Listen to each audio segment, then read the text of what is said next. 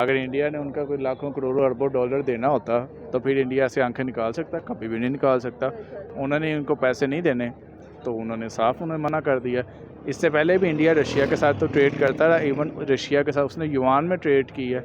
अब तो मेरे ख्याल से वो जो उनका बैंक है इंडिया का, स्टेट बैंक ही मैं से कहूँगा, जो इंडिया का, उसने इंडियन रुपीज़ में भी ट्रेड करने की इजाज़त दे दी है। ठीक है, अब आप हमें गाइड नहीं करेंगे कि मैंने यहाँ जाना है, यहाँ नहीं जाना।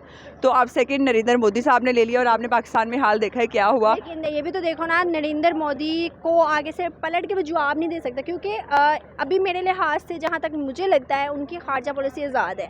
हमारे यहाँ पर इमरान खान ने जैसे कहा और हर चीज़, तो उन्हें हटा दिया गया। अस्सलाम वालेकुम, नमस्ते, सत श्री अकाल, आदाब। मुझे कहते हैं नम शेख और आप देख रहे हैं मेरा यूट्यूब चैनल आलादीन रिएक्शन। तो आलादीन रिएक्शन के साथ आज मैं एक बार फिर आपकी खिदमत में हाजिर हूँ एक बहुत ही इंटरेस्टिंग सा टॉपिक लेकर। आज का मेरा टॉपिक ये है कि यूएस जो कि हर मुल्क में इन्वॉल्वमेंट करता है, अपनी हर मुल्क में किसी ना किसी सेक्टर में दबाव डालने की कोशिश करता है, क्योंकि वो अपने आप को सुपर पावर समझता है। इनफैक्ट वो है भी। लेकिन आज हम बात करने लगे हैं इंडिया, जो कि एक सुपर पावर बनने जा रहा है और बहुत हद तक बन भी चुका है। क्या आपको लगता है कि इंडिया जो है वो यूएस के सामने टक्कर में जवाब देता है? तो आज इसी से पाकिस्तानी अवाम का रिएक्शन लेने लगे हैं। पाकिस्तानी अवाम को आज मैं एक बात बताऊंगी जो कि मैं आपको भी बताती चलूँ। यूएस काउंसिल ने मुंबई एयरपोर्ट्स काउंसिल को कहा है कि यहाँ पर रशियन जो शिप्स हैं वो नहीं आनी चाहिए। तो आगे से उनके लीडर का जवाब था कि तुम कौन होते हो मुझे कहने वाले, हमारा जो दिल करेगा हम यहाँ पर करेंगे, हमारे जो ताल्लुकात हम जिससे चाहे अच्छे बनाना हम बनाएंगे। तो क्या आपको लगता है कि सिर्फ एक मुल्क इंडिया है जो कि टक्कर में इंडिया यूएस को जवाब देता है बजा किसी और मुल्क के? तो देखें हम पाकिस्तान को, तो आपके सामने हालात हैं हमारे। हम चलते हैं पाकिस्तानी अवाम की तरफ, उनसे उनके राय लेते हैं इस बारे में। अगर आप हमें कुछ बताना चाहते हैं तो बता सकते हैं कमेंट बॉक्स में। क्या नाम है आपका? नुमान। नुमान, आज का मेरा सवाल आपसे ये है कि यूएस काउंसिल ने मुंबई एयरपोर्ट्स काउंसिल को कहा है कि यहाँ पर रशियन शिप्स नहीं आनी चाहिए। आगे से उनका जवाब था नरेंद्र मोदी का, उनके लीडर का, कि तुम कौन होते हो हमें बताने वाले, कहने वाले, हमारा जिससे दिल करेगा हम ताल्लुक़ रखेंगे, यहाँ पर जो चाहे हमारा वो होगा। इसमें आपको क्या लगता है कि हर मुल्क जो कि यूएस से डरता है, उसके कर्ज़ों के नीचे है, सिर्फ एक इंडिया है जो कि टक्कर में जवाब देता है? क्यों? सबसे पहले तो ये यूएस साहब को नहीं कहना चाहिए थी ऐसी बात। उनको क्या ज़रूरत है जी किसी के मामलात में इंटरफेयर करने की?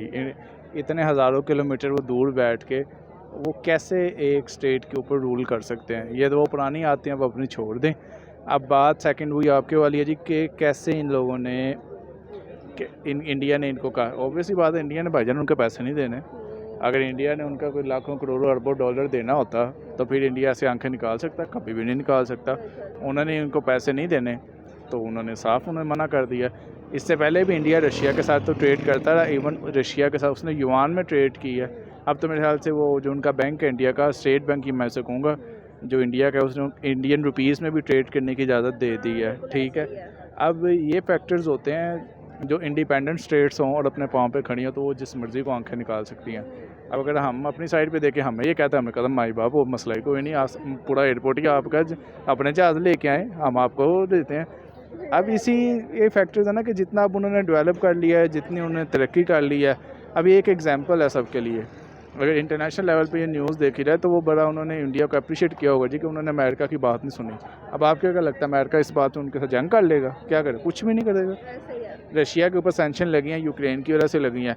और भाई जब जंग कर रहा था तो यूक्रेन को सपोर्ट तो करते, आके वहाँ पे बैठते तो सही, उनके लोगों का ख्याल तो रखते। क्या किया आप लोगों ने? कुछ भी नहीं किया। नाटो की वजह से इन लोगों ने अपनी एटमी ताकत इन्होंने रिफ्यूज़ कर दी। ठीक है जी, नाटो हमारे साथ है, कोई एक मुल्क उनके साथ नहीं लगा।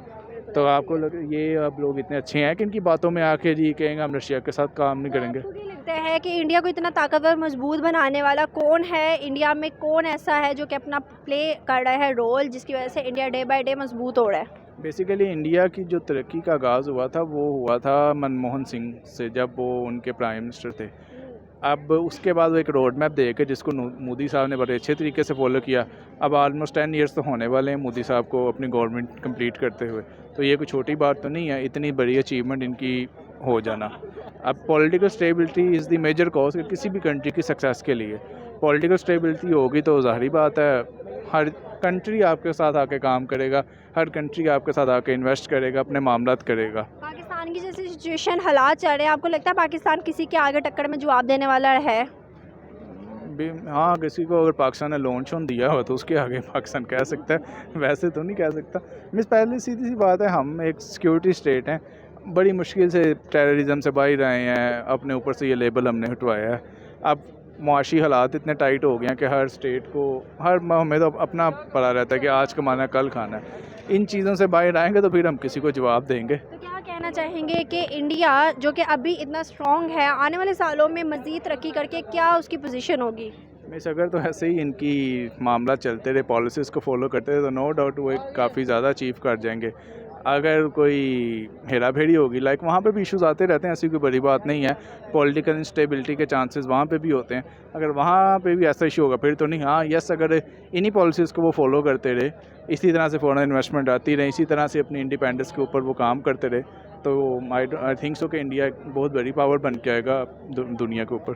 कैसी हो हिना? मैं ठीक हूँ, आप कैसी हैं? मैं भी ठीक। हिना, आज मेरा सवाल आपसे ये है कि यूएस काउंसलिंग ने इंडियन मुंबई में जो उनके एयरपोर्ट्स मतलब है, एयरपोर्ट्स और शिप्स वगैरह का, उनका कहा है काउंसलिंग को कि यहाँ पर रशियन शिप्स नहीं आनी चाहिए। आगे से उनके प्राइम मिनिस्टर नरेंद्र मोदी का कहना है कि आप कौन होते हैं हमें कहने वाले, हम खुद एक मुख्तार हैं, हम जो मर्ज़ी करें, हमारी अपनी मर्ज़ी, और रशिया जो शिप्स यहाँ भेजेगा हम उसको बाकायदा मतलब मुकम्मल तौर पर यहाँ वेलकम करेंगे। आप क्या कहती हो कि यूएस सुपर पावर जिससे अभी पाकिस्तान जो है वो भी डरता है, और ऑल ओवर द वर्ल्ड बहुत से मुल्क हैं जो कि उससे डरते हैं, सिर्फ इंडिया ही क्यों नहीं? अच्छा, सब डरते हैं। सबसे पहले इनिशिएटिव तो हमारे इमरान खान साहब ने लिया। उसने कहा कि आप कौन होते हैं हमें बताने वाले कि मैं रशिया जाऊं या ना जाऊं। ठीक है, हमारे आपके साथ दोस्ताना ताल्लुकात हो सकते हैं, बट आप हमें गाइड नहीं करेंगे कि मैंने यहाँ जाना है यहाँ नहीं जाना। तो अब सेकंड नरेंद्र मोदी साहब ने ले लिया, और आपने पाकिस्तान में हाल देखा है क्या हुआ। लेकिन ये भी तो देखो ना, नरेंद्र मोदी को आगे से पलट के वो जवाब नहीं दे सकता, क्योंकि अभी मेरे लिहाज से जहाँ तक मुझे लगता है उनकी खारजा पॉलिसी आज़ाद है।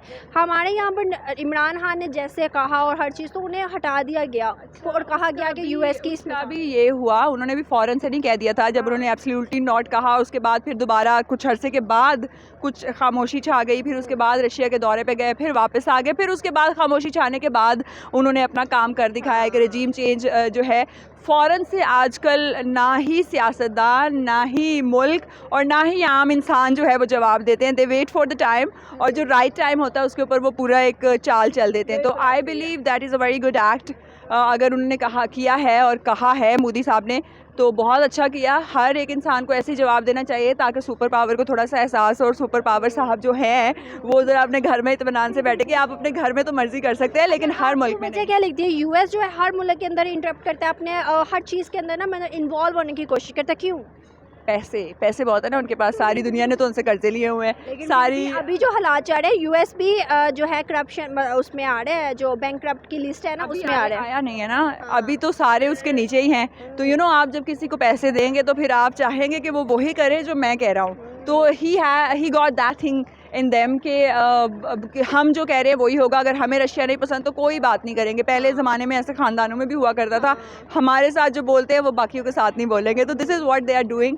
लेकिन आजकल इस चीज़ का टाइम नहीं है और मुल्क जो है आहिस्ता आहिस्ता आवाज़ उठा रहे हैं। आखिरी सवाल मेरा आपसे ये है हिना कि यूएस इंडिया में सबसे ज़्यादा इन्वेस्ट कर रहा है, इंडिया में हर चीज़ को लेके बहुत ज़्यादा स्ट्रॉन्ग करें इंडिया को। इवन आप देखते हो कि इंडिया में सेक्टर्स को जो है वो बहुत ज़्यादा ग्रो करवा रहा है इन्वेस्टमेंट करके। आप क्या समझती हो, क्यों, वजह क्या लगती है? अच्छा, ये उन्हें कोई इंडिया से इतनी मोहब्बत नहीं है, वो इसलिए कर रहे हैं क्योंकि ऑब्वियसली जब वो इन्वेस्टमेंट करते हैं तो उनको प्रॉफिट ज़्यादा होता है, क्योंकि मार्केट बहुत बड़ी है इंडिया की। तो वो अपने फ़ायदे के लिए कर रहे हैं इन्वेस्टमेंट्स, और उनको ऑब्वियसली अगर किसी ऐसे मुल्क में करेंगे जहाँ पे मार्केट नहीं है, जहाँ पे बिजनेस नहीं है, तो उनका नुकसान होगा। लेकिन आप ये देखो कि आपको नहीं लगता कि नरेंद्र मोदी भी आगे से फ़ायदा उठा रहे होंगे? वो कोई इतनी वो हल्की चीज़ तो है नहीं। टू वे रोड है ना, उनको ऑब्वियसली यहाँ पर बिज़नेस करने के लिए गवर्नमेंट की अप्रूवल चाहिए। अप्रूवल के लिए फिर क्या क्या करना पड़ता है, द गेम। तो ये सारी चीज़ें टू वे रोड है, उनको भी फ़ायदे हैं, इनको भी फ़ायदे हैं। लेकिन जहाँ पे वो कहना चाहें no, they can say that. और उन्होंने बता दिया कि अमेरिका आपका इतना हम पे जोर नहीं चल सकता। ये इमरान खान ने भी कोशिश की थी, वो उतर गए और अब दोबारा से आ गए हैं। अब बाई इलेक्शन ने सब कुछ शो कर दिया। तो मेरे ख्याल में तमाम ममालिक में और तमाम इंसानों में इतनी ज़रूरत होनी चाहिए कि वो कहें no, we won't be doing this. क्या नाम है सर आपका? जीशान। जी शान सर, आज का बेसिकली सवाल मेरा आपसे ये है कि यूएस काउंसिलिंग ने मुंबई काउंसिलिंग में कहा कि यहाँ पर रशियन जो है शिप्स नहीं आनी चाहिए। आगे से उनके leader prime minister Narendra Modi का कहना है कि तुम कौन होते हो हमें बताने वाले, हम आज़ाद हैं, हमारी जो पॉलिसीज़ हैं वो आज़ाद हैं, हम इंडिपेंडेंट हैं, हम जो चाहे हम कर सकते हैं, हमारा जो दिल करेगा हम जिसके साथ ताल्लुक़ बनाना चाहे बना सकते हैं। इसमें आप क्या समझते हैं कि इंडिया एक खुद मुख्तार कंट्री तो है, उनकी पॉलिसीज़ तो है, क्या यूएस सुपर पावर जैसे ऑल ओवर द वर्ल्ड बहुत से मुल्क डरते हैं कि वो कोई ऐसा स्टेप ना ले क्या वजह है जो इंडिया जो है धड़ल्ले से उनके आगे जवाब दे देता है? देखें, ग़ुलामी तो किसी की है ना। अब यूएस आपको खाना तो देने आता नहीं किसी मुल्क को जी। लेकिन पाकिस्तान में तो बहुत ज़्यादा है। तो खान साहब को क्यों निकाला गया है? खुद मुख्तारी के लिए। क्या कहते हैं, हम आज़ाद मुल्क हैं। अब आज पाकिस्तान दुबालिया हो जाए तो अमेरिका क्या बोलेगा, जी आप दुबालिया हो गए, आप हमसे हम आपका IMF का कर्जा भी दे रहे हैं और आपको हम खाने के लिए भी दे रहे हैं। तो खुद मुख्तारी अगर इंडिया ने ये बोला है तो बहुत अच्छा है, और शायद उनके भी वज़ीर आज़म को निकाल दिया जाए जिस तरह हमारे वज़ीर आज़म को निकाला गया है। ऐसा नहीं हो सकता क्योंकि 8 साल हुकूमत में वो जो यूएस है सबसे ज़्यादा इन्वेस्टमेंट इंडिया में कर रहा है, हर सेक्टर में इन्वेस्टमेंट कर रहा है, जहाँ से उसको फ़ायदा नज़र आता है वहाँ पर वो लगा रहा है। आप क्या समझते हैं कि मुकम्मल जो है नरेंद्र मोदी उनको देख रहे हैं कि वो जैसे कि उनके मुल्क में जाते हैं हर चीज़ उनको इन्वेस्टमेंट में भी देख रहे हैं, फिर आप कैसे कहते हैं कि वो उनको निकाला जाएगा? 8 साल हुकूमत कायम है उनकी। चलें, फिर लम्हा फ़िक्रिया है कि वो इंडिया को इन्वेस्टमेंट भी दे रहे हैं, पैसे भी दे रहे हैं, और उनके प्राइम मिनिस्टर को नहीं निकाला जा रहा। पाकिस्तान उनकी मदद कर रहा है, उनके लिए अपने जवान शहीद कर रहा है अफ़गानिस्तान में या जहाँ पे भी जंगें हुई हैं, और फिर भी इनकी ग़ुलामी ख़त्म नहीं होती कि इनके प्राइम मिनिस्टर को निकाल दिया गया है। तो फिर ये हम पाकिस्तानियों को सोचना चाहिए कि किस तरफ चल पड़ें। और आपको लगता है हमारी ये ग़ुलामी कभी ख़त्म होगी?